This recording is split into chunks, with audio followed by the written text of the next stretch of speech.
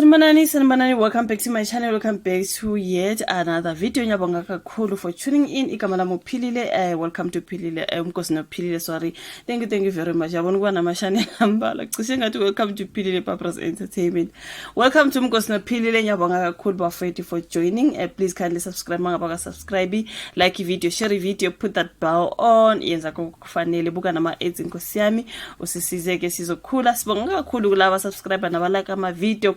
Siyabonga nalabo futhi abangaskip ama-advert kubalekile kakhulu. Sibonga kakhulu bafethu for iqhaza enidlalayo when it comes to growing this channel. So okay, remember you guys ngisakhuluma ke ngodaba kaNotha Baloyi ukuthi uNotha uvulela icala phansi lokudlwengula intombazane ukuthiwa iTumele ngobukaba. Wavulela uNotha icala lokudlwengula wathi ke ubeka Notha lapha angazi mhlambe kwakuhlangene ubungane nebusiness whatever it was. Bagcina ke lapha sebeyocansini into kanjalo and ugirl wasethi yena ke uNotha umdlwengulile kubonakala kukuningi kade bekuhlanganisa when it comes to music njengoba ke le ntombazana futhi iyacula iAtrix futhi iyacula into kanjalo uNotha ke ngathi uyi-music producer promoter into ezikanjalo kodwa ke kuzokala ngathi nje kukhona yena kodwa kudinga kuNotha singazi ukuthi lapha manje masibevulela namacala okudlwengulana what happened bengishilo before ngathi angizokujaja angizokuthatha side angibazi bobabili izindaba lezi ezi-online sibazi online as people who are in the public eye. So ke uNotha ke you guys ugcine inikele emaphoyiseni I think sizweni on the weekend kuthi uNotha uyinikele emaphoyiseni on Friday I think so uNotha ongumuntu oqede lapha na ke i-weekend esesitoksini I think wasethola ke i-bail bekunodaba lake lapha na bethi Notha Baloyi is out on 5,000 rands bail kusho ukuthi ke I think kulale 2 days laphana wasethola i-bail izolo mangicabanga. So Notha Baloyi spent weekend behind bars. Former artist manager Nhlamulo Notha Baloyi on 34 was arrested on Friday after he handed himself over to the police. Says ukuthi ke uye wasihambisa nkosi yami uNotha sibona ukuthi ayicha kuyabhetha njengempela umngani wakhe lo umfuna nje esejele so wasihambise ke emaphoyiseni lapha asuke khona eseboshwa ke wase Twitter naye ke washo izindaba zokuthi ayi guys ngibona ukuthi ngcono ngizinikele kwenza ukuthi into zibe lula you guys. So the Randburg Magistrate Court today on a charge of RAPE after sorry you guys ngathi angazi ngifundi kanjani uNotha was arrested on Friday after he handed himself over to the police station. He's been granted bail. The music executive appeared at the Randburg Magistrate Court today on a charge of RAPE after spending the weekend behind bars. So covered in a face mask ke uNotha nje wasibona efake imask nje lapha uhlezi nje ecourt. He sat in the dock until his bail hearing which only took place this afternoon. Sikhuluma ngendaba ezenzeke izolo ke bafethu. Questa's former manager yena ke uNotha was released on 5,000 rands bail and will be back in court in his 9th November. After his release, uNotha ke uye wabhala phana ka Twitter wathi thank God for his freedom. Uye wabonga uNkulunkulu for his freedom wathi na thank you Lord.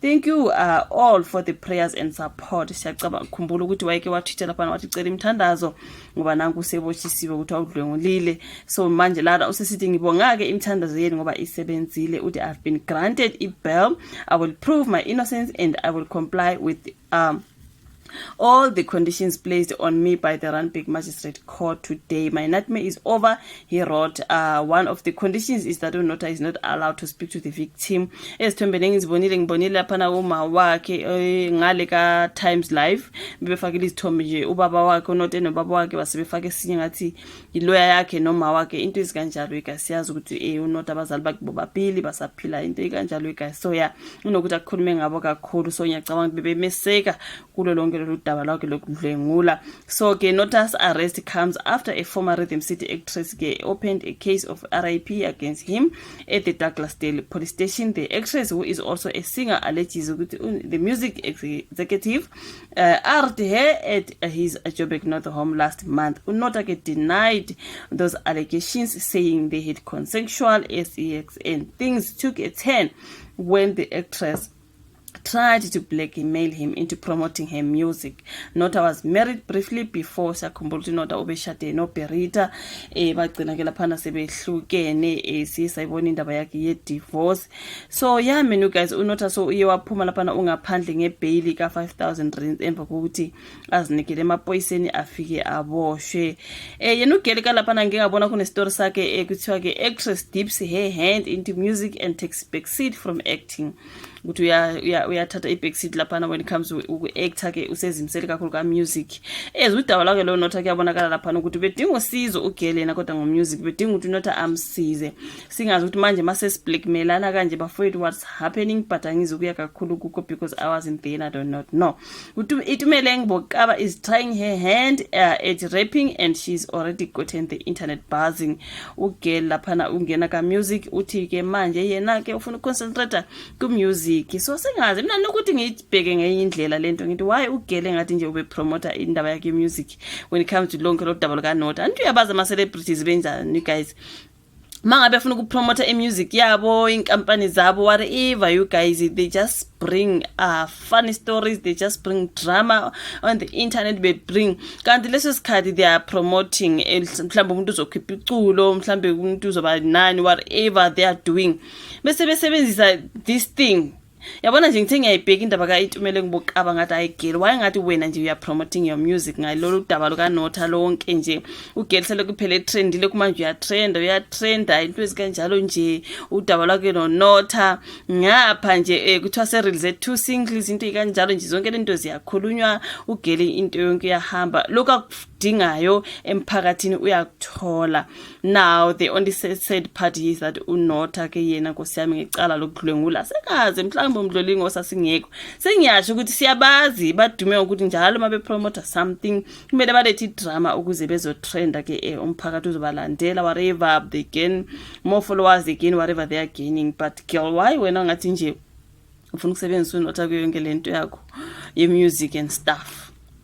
Why nje kunkulumo yakho noNotha kuzwakala nje kungathi sivumelane thizeni ngathi khona deal thizeni bafuna ukuyibopha noNotha and then ngizwile uNotha lapha namakhulunywa ngocansi bembuza lapha nakaGogo Sikhotheni podcast ukuthi hawu into yenu nje uNotha ukhuluma ukuthi hayi bekuyiquick nje into esheshayo nje into futhi abayezibo babili be-interested so akasakwazi manje ukuthi mase kuthiwa nanku sungidlwengulile what happened, you know what I mean?